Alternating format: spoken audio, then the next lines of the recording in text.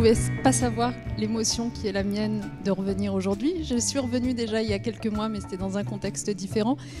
Mais me replonger comme ça dans mes souvenirs, c'est assez poignant en fait. J'ai vécu de merveilleux moments à la Cité internationale. Je n'y ai passé en effet que moins d'1 an, mais si j'avais pu, j'y aurais bien passé 10 ans.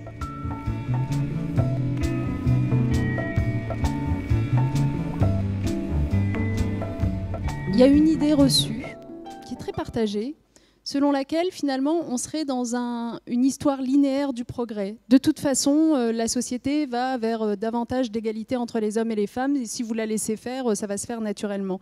Mais c'est faux. C'est absolument faux. Il y a même de nouvelles précarités qui se sont créées pour les femmes, de nouvelles inégalités qui se sont créées pour les femmes depuis 30 ans, qui n'existaient pas avant. Typiquement le temps partiel que j'évoquais tout à l'heure.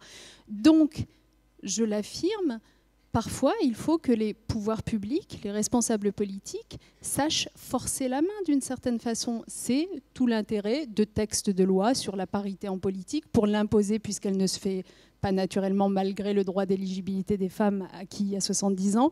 Des textes de loi sur les sanctions aux entreprises qui ne respectent pas l'égalité professionnelle, parce que clairement, ça ne suffit pas. Voilà, vous voyez ce que je veux dire? Donc cet aspect parfois un peu... que nos détracteurs appellent coercitif, que moi j'appellerais légal, la nécessité de légiférer sur l'égalité homme-femme sans quoi elle ne se fera pas naturellement, spontanément, c'est une chose qui nous sépare parfois.